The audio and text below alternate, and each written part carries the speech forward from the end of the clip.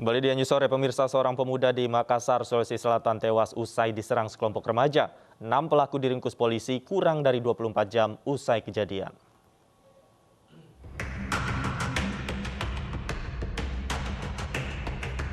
Aksi penyerangan sekelompok remaja terhadap seorang pemuda terekam kamera pengawas. Peristiwa terjadi pada kemarin sore di Jalan Waduk Antang, Kecamatan Manggala, Kota Makassar, Sulawesi Selatan. Akibatnya, korban meninggal dunia akibat sabetan senjata tajam. Kurang dari 24 jam, polisi meringkus 6 pelaku di 2 lokasi berbeda pada dini hari tadi. Polisi juga menyita 3 motor dan 3 senjata tajam yang diduga digunakan para pelaku saat melakukan penyerangan. Motif penyerangan ini adalah balas dendam. Mereka kemudian dibawa ke Polrestabes Makassar untuk diperiksa lebih lanjut. Untuk tersangka pertama melakukan memarang ke daerah wajah dari korban. Untuk yang kedua melempari korban dengan batu. Ini sampai meninggal dunia Pada akhirnya korban meninggal dunia di tempat. Hingga kini polisi masih mengejar sejumlah pelaku lainnya. Dari Makassar, Sulawesi Selatan, Nurbone, iNews melaporkan. Buruh pasir dibantu 2 rekannya bunuh bosnya sendiri, melarikan diri saat ditangkap. Ketiganya terpaksa ditembak kakinya oleh polisi.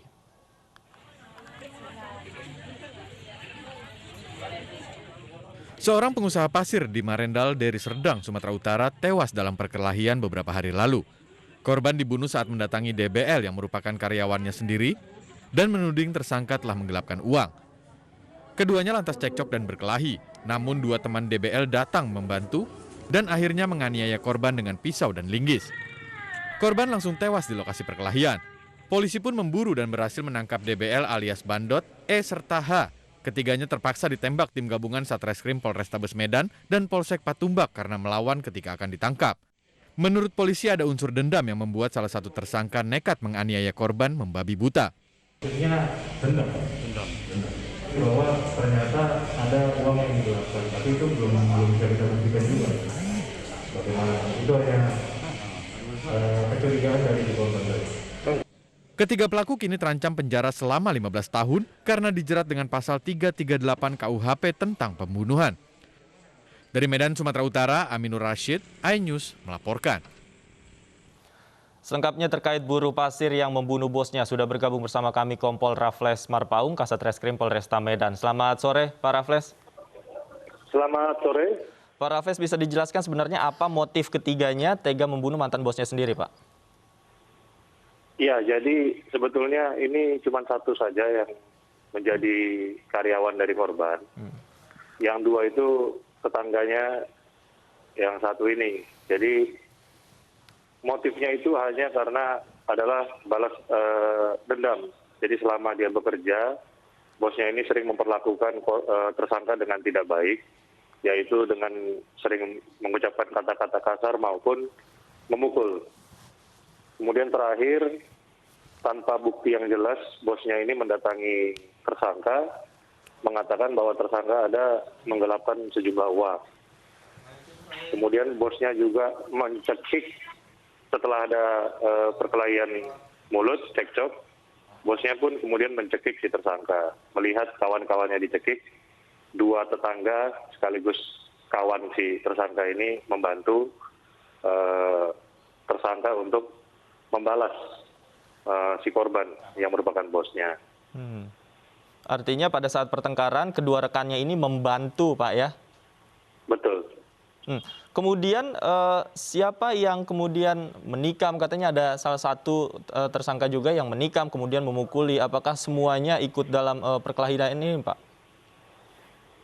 Dari ketiga orang tersebut, 1 menggunakan tangan kosong, 1 menggunakan linggis, dan 1 yang merupakan karyawan si korban menggunakan pisau yang ada di dapur.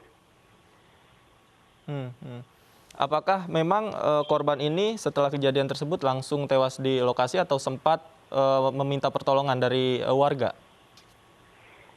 Sempat meminta pertolongan, sehingga sempat mau ditolong, namun korban tewas karena kehabisan darah.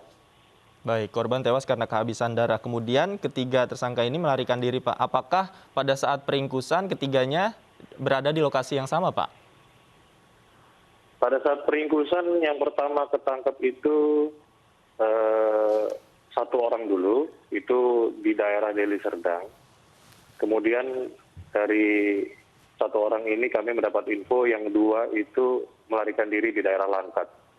Keduanya bersembunyi di perkebunan di daerah Langkat.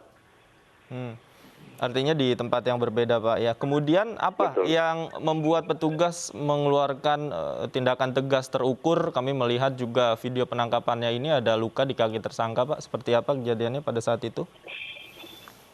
Ketiga tersangka ini mencoba melawan petugas. Iya.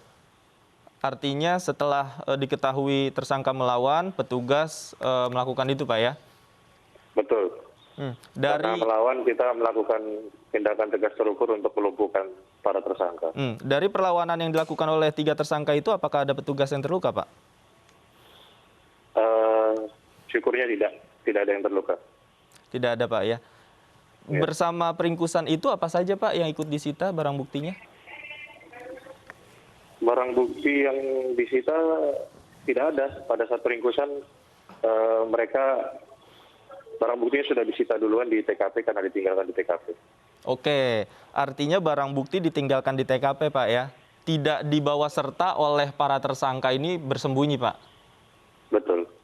Oke, apa saja pada saat itu, Pak, yang diamankan dari TKP, Pak? Ada linggis, ada pisau, dan beberapa pakaian korban yang berlumuran darah. Baik. Untuk ancaman hukumannya, Pak, kepada 3 tersangka ini seperti apa? Maksimal ancamannya 15 tahun. Maksimal 15 tahun, ketiganya, Pak, terhadap ketiganya? Iya, sama. Oke, baik. Terima kasih Kompol Raffles Marpaung, Kasat Reskrim Polresta Medan sudah bergabung bersama kami di iNews Sore. Selamat sore. Pemirsa, seorang petani di Pandeglang, Banten membunuh rekannya sesama petani dan membuang jasad korban di tengah sawah. Motif pembunuhan karena pelaku sakit hati kepada orang tua korban atas peristiwa yang terjadi 15 tahun silam. Polisi menangkap pembunuh pria paruh baya yang jenazahnya ditemukan di area persawahan Desa Koncang, Pandeglang, Banten. Pelaku berinisial KL yang berusia 60 tahun merupakan teman korban sesama petani yang juga merupakan tetangga korban. Polisi menangkap pelaku saat sedang bertani di lahan miliknya tanpa perlawanan. Motifnya motif pelaku, di mana pelaku ini dendam atau sakit hati terhadap orang tua korban pada saat 15 tahun yang lalu. Jadi dia sakit hati dengan orang tua korban 15 tahun lalu, di mana sakit hati itu dilimpahkan kepada anak orang tua dari korban yang kemarin. Polisi juga menyita barang bukti sebilah golok dan pakaian pelaku yang digunakan saat menghabisi nyawa korban. Diduga motif pelaku membunuh korban karena sakit hati kepada orang tua korban yang telah lama dipendamnya. Diduga motif pelaku membunuh karena sakit hati kepada orang tua korban yang telah lama dipendamnya. Dari Pandeglang, Banten, Iskandar Nasution, iNews melaporkan.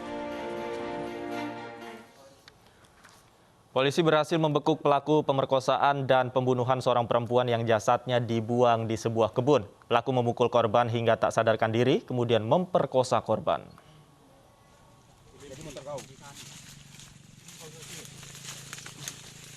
Pelaku pembunuhan dan pemerkosaan seorang perempuan Isdianto, 23 tahun, warga Desa Rimbo Mulyo, Kecamatan Rimbo Bujang, Kabupaten Tebo Jambi, adalah seorang pekerja di perkebunan karet. Kebun milik korban bersebelahan dengan tempat pelaku bekerja menyadap karet. Pelaku yang sudah merencanakan perbuatan bejatnya mengikuti korban saat pergi ke kebun. Korban yang sedang menyadap karet dipukul dari belakang hingga korban tidak sadarkan diri. Setelah melampiaskan nafsu bejatnya, pelaku menyeret korban sejauh 60 meter dengan kondisi tangan terikat dan mulut tersumpal. Tidak sampai 24 jam setelah korban ditemukan, tim Sultan Satreskrim Polres Tebo bersama unit Reskrim 7 Koto Ilir berhasil menangkap pelaku di kebun tempatnya bekerja. Pelaku yang berusaha melarikan diri dilumpuhkan oleh petugas. Hilap, Pak. Hilap. nggak ada mungkin dendam atau nafsu karena penonton. Merencanakan untuk mencegat korban yang kebetulan adalah janda, sering diperhatikan oleh pelaku. Kemudian pelaku sudah hafal rutenya ke arah kebun, begitu lewat diikutin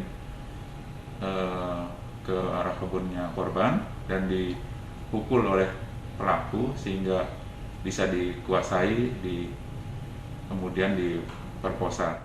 Pelaku ditangkap beserta barang bukti yaitu motor dan tas milik korban yang dibuang jauh dari lokasi pembunuhan dan pemerkosaan.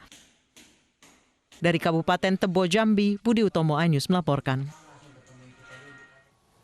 Polisi mengungkap kasus pinjaman online ilegal dengan ancaman pencemaran nama baik di media sosial. Dari kasus itu, polisi mengamankan 8 tersangka beserta barang bukti.